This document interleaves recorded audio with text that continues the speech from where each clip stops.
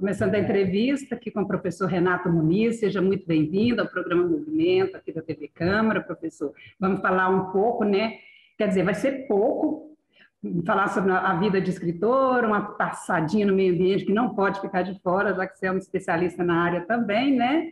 E te agradeço esse tempo que nós conseguimos aí na agenda para fazer essa entrevista online em função do momento de pandemia. É um prazer.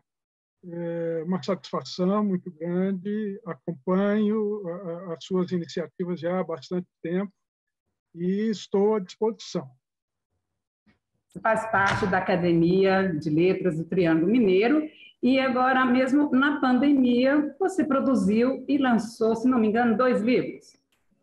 Então, durante a pandemia eu lancei um livro, foi justamente no começo desse ano. É um livro de contos chamado Embrulhe para Presente, da editora Penalux, São Paulo. São 20 contos com a temática de relacionamentos, situações diversas envolvendo sexualidade, conflitos atuais, coisas assim. E o romance, tem um nome interessante, né? Beijar na Boca Não Pode, foi lançado em 2019. Isso. O romance Beijar na Boca Não Pode, ele foi lançado em 2019 no FLI Araxá, né? E é a primeira iniciativa minha, a primeira tentativa minha no campo do romance, né? E felizmente teve uma boa acolhida. É um tema bastante polêmico, é um tema instigante, tem algumas pinceladas de romance policial, mas também trata de relacionamentos e é um romance de estrada, né? É um típico romance de estrada em que o personagem vai mudando ao longo da trajetória, ao longo da estrada, ao longo do caminho, né? E afinal, beijar na boca não pode? Que título é esse? Eu acho que não existem proibições, né? A gente não deve proibir nada. Eu acho que a gente deve lutar pela liberdade e a responsabilidade de cada um, né? Então, pode beijar na boca, se a pessoa quiser, né? Isso aí é importante. Nunca forçar. Aí dá liberdade, né? Exato. Como disse certa vez Sartre, nós estamos condenados à liberdade. Então, nós temos que saber o que fazer com a liberdade. Você faz muito bem um processo de liberdade, porque eu sou sua leitora das suas crônicas do Jornal da Manhã, né? E eu deliro com elas. E com aquela liberdade que você traz na narrativa, com certo saudosismo, sem ser doloroso. Tem a ver com a sua origem, que muitas vezes você cita alguma reminiscência da sua infância, não sei o quê, muito interessante. Tem a ver? Tem a ver.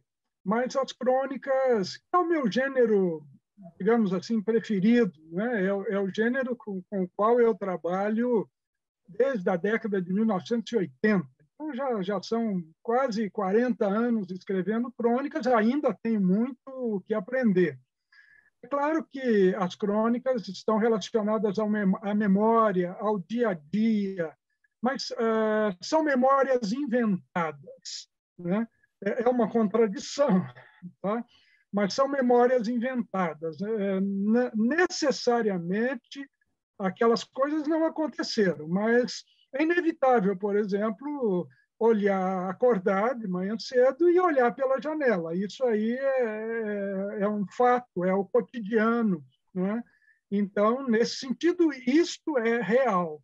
A partir daí, a partir do momento em que a gente olha pela janela, numa bela manhã de sol ou de chuva, aí o resto é inventado. Aí é deixar o pensamento correr, deixar o pensamento seguir seu rumo, sem censura, tentando divertir, tentando manter um diálogo. Com as crônicas, o que eu quero é continuar conversando com as pessoas. Eu imagino que as pessoas que vão ler vão estabelecer uma conversa comigo, vão fazer uma interpretação, cada um interpreta de um jeito, né? Mas é claro que eu trago nas crônicas elementos da minha infância, da minha adolescência, mas sem compromisso com a verdade. A comunidade literária tem produzido muito na pandemia? Evacira, eu tenho conversado com alguns amigos escritores e parece que a situação é um tanto comum em relação ao que eu vou dizer. O que se esperava, eu também esperava, é que estar em casa, ficar em casa, como foi preconizado, né, como seria racional diante de uma pandemia, isso nos fizesse escrever mais, produzir mais.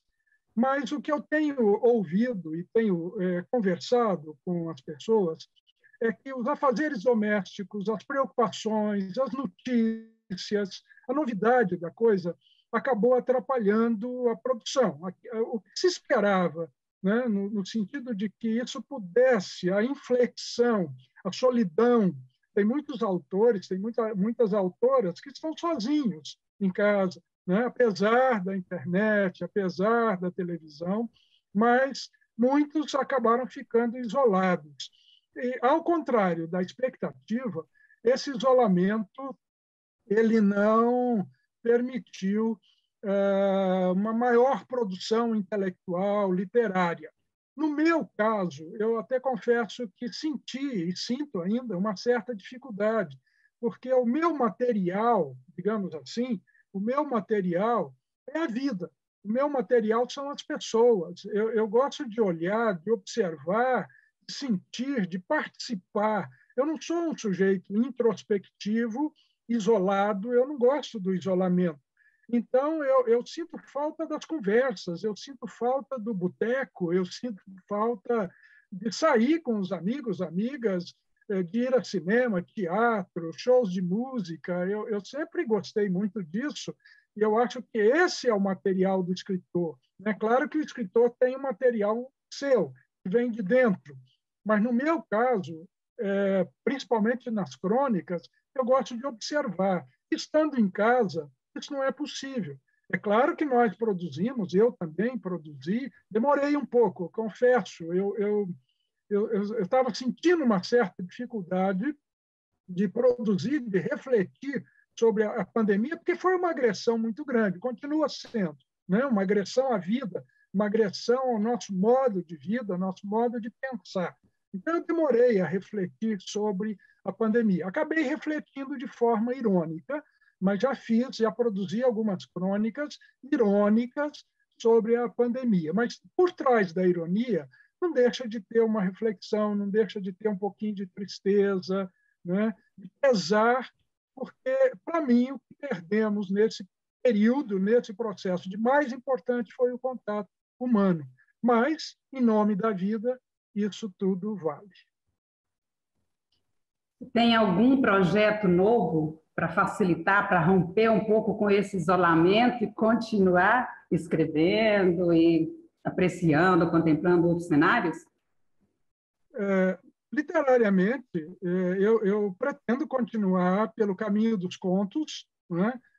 Foi interessante, várias pessoas leram, me deram retorno. São contos inusitados, com final inusitado, são contos diferentes da minha produção de crônicas.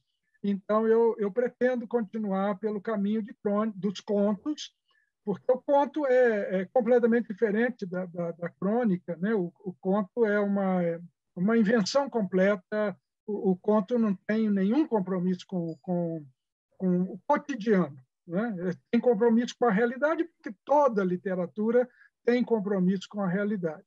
Então, existe um projeto de um novo livro de contos. E também tem um projeto, não sei se vou conseguir realizar, porque um dos meus livros de maior sucesso foi o livro Os Bichos São Gente Boa, que foi um livro infantil, juvenil, né? E ele foi escrito, publicado em 2010, já vai completar 10 anos, né? Um livro de bastante sucesso. Então, eu tenho também um projeto de retomar a escrita infantil, juvenil, São projetos, né? Vamos ver se eu consigo, porque uma coisa é o desejo, outra coisa é Renato, conseguir. temos aqui uns 3 minutos, mas eu quero fazer a pergunta sobre o meio ambiente, né, que daria uma outra entrevista para um outro momento, mas a gente vai fechar. Como é que está a sua visão do meio ambiente? Falar no Brasil é muito amplo, vamos trazer para Uberaba. Bom, é difícil situar Uberaba sem situar no conjunto, no contexto brasileiro, no contexto mundial. Há uma preocupação muito grande, até porque meio ambiente, nós sempre falamos no local e no global, não é? Então, o local está situado no global. Uma preocupação muito grande é a questão climática. E cada vez mais eu fico preocupadíssimo com a questão climática, com o descaso dos governantes, das autoridades, das pessoas de modo geral, não todos, é claro, com a questão das mudanças climáticas. Isso é um fato, não tem volta, então é preciso. Isso vai nos afetar. Né? O que acontecer na Amazônia, o que acontecer do outro lado do mundo, vai afetar o Brasil, o que acontecer no Ártico, o que acontecer na Antártica, o desgelo, o aumento do nível do mar, isso vai nos afetar. Né? Então, o local vai ser afetado pelo global. Por outro lado, sai ano, entra ano. No sentido local, a preocupação principal é com a questão da água. Né? Essa é uma preocupação. Você veja que esse ano, de 2021, parece que eles vão ligar a transposição do Rio Claro muito mais cedo do que costumava ser feito. Para começo de conversa, nós nem deveríamos fazer a transposição do Rio Claro. Nós deveríamos cuidar da bacia do Rio Uberaba, da área de captação da bacia do Rio Uberaba. E isso, infelizmente, os governos não fizeram. Né? É inevitável falar sobre isso, não adianta, porque não foi feito. E é preciso fazer.